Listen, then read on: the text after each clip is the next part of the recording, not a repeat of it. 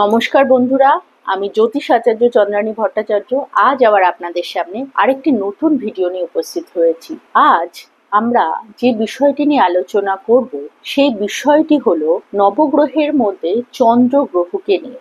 সূর্যের পরেই চন্দ্রের প্রভাব বাকি সকল গ্রহের তুলনায় পৃথিবীর সকল জীবজগতের ওপরে সবচেয়ে বেশি পড়ে থাকে। দেখুন, সূর্য হলো গিয়ে সৃষ্টির কর্তা বা কারক বা জেনারেটর হিসাবে ধরা হয়ে থাকে এবং সেই সৃষ্টির রক্ষক হিসাবে চন্দ্রকে দেখা হয়ে থাকে জ্যোতিষে। আপনার জন্মছকে চন্দ্র শুভ কিংবা অশুভ কোন প্রেক্ষায় অবস্থান করছে সেই বিষয়টি বুঝতে গেলে পরে আপনি কিছু সিমটমসের দ্বারা সেই বিষয়গুলোকে ধরতে পারবেন। যেমন ধরুন, আপনার জন্মছকে যদি চন্দ্র শুভভাবে অবস্থান করে থাকে তাহলে পরে আপনি মানসিক দিক থেকে অনেকটা সুখী থাকবেন। আপনার মনের মধ্যে সর্বদা সকল বিষয়ের প্রতি একটা উৎসাহ, আনন্দ ইত্যাদিগুলো কাজ করবে। আর আপনি অন্যের প্রতি যথেষ্ট কেয়ারিং এবং সহানুভূতিশীল হবেন। চন্দ্র আমাদের মন, দেহ এবং অর্থ এই তিন দিকটিকেই দেখে থাকে।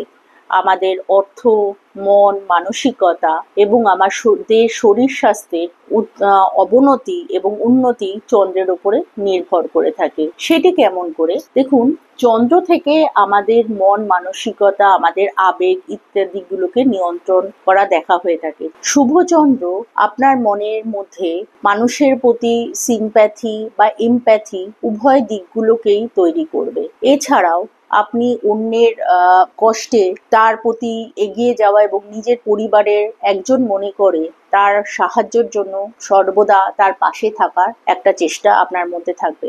যাদের জন্মছকে চন্দ্র শুভ অবস্থায় থাকে তাদের মধ্যে যে বিষয়টি দেখতে পাওয়া যায় যে তারা একা থাকা পছন্দ করে না। শুভ চন্দ্রের জাতক জাতিকারা তারা বৃহৎ এবং সামাজিক মানুষের মধ্যে এবং পরিবারের মধ্যে সময় কাটানো এবং তাদের সাথে মিলেমিশে থাকাটা ভীষণ পছন্দ করে।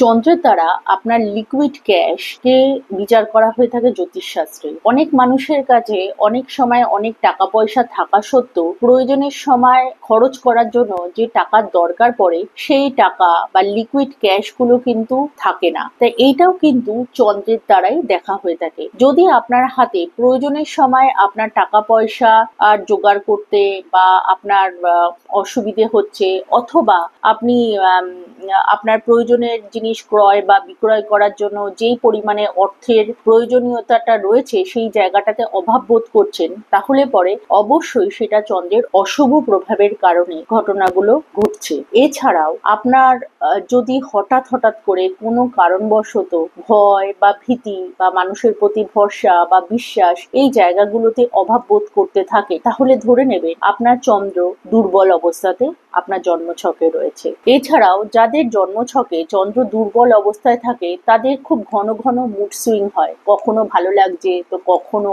খারাপ লাগার বিষয়টা খুব বেশি দেখতে পাওয়া যায়। এছাড়াও আপনার মধ্যে যে মানসিক অস্থিরতা বা কোনো সময় চাঞ্চল্য সৃষ্টি হওয়া এই বিষয়গুলো কিন্তু অশুভ চন্দ্রের দ্বারাও দেখতে পাওয়া যায়। যেমন পূর্ণিমা বা অমাবস্যা তিথি অনুযায়ী চন্দ্রের উজ্জ্বলতা হ্রাস বা বৃদ্ধি ঘটে থাকে, সেরকম অশুভ চন্দ্র যাদের থাকে তাদের মনের মধ্যেও ভালো লাগা, খারাপ লাগা বা বিভিন্ন আবেগ অনুভূতিগুলোর মধ্যেও কিন্তু হ্রাস বৃদ্ধি ঘটনাগুলো ঘটতে দেখতে পাওয়া যায়। এছাড়াও তাদের মন মানসিকতার মধ্যে অনেক সময় অপরের প্রতি সহানুভূতিশীল হওয়াটা কিন্তু কম দেখতে পাওয়া যায়। তারা অনেক বেশি নিজেকে নিয়ে বা নিজের স্বার্থের কথা অনেক বেশি চিন্তা করে থাকেন।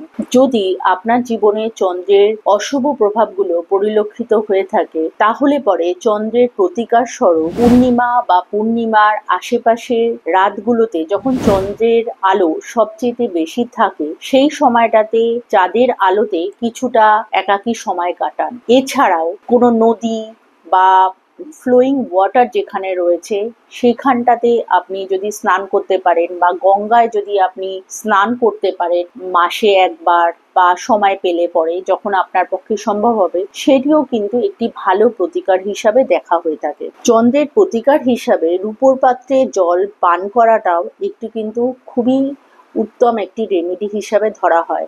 এছাড়াও তৃষ্ণার্ত ব্যক্তিদেরকে যদি আপনি জল দান করে থাকেন তাহলে পরেও চন্দ্রের কিন্তু শুভ প্রভাব আপনার জীবনে অতি অবশ্যই আসবে। যদি আপনাদের আমার ভিডিওটি ভালো লেগে থাকে অবশ্যই লাইক কমেন্ট করবেন, আর যারা এখনো অবধি চ্যানেলটি সাবস্ক্রাইব করেনি অবশ্যই চ্যানেলটিকে সাবস্ক্রাইব করুন। খুব শিগগিরই দেখা হবে আপনাদের সাথে পরবর্তী ভিডিওতে। ভালো থাকবেন সকলে, ধন্যবাদ।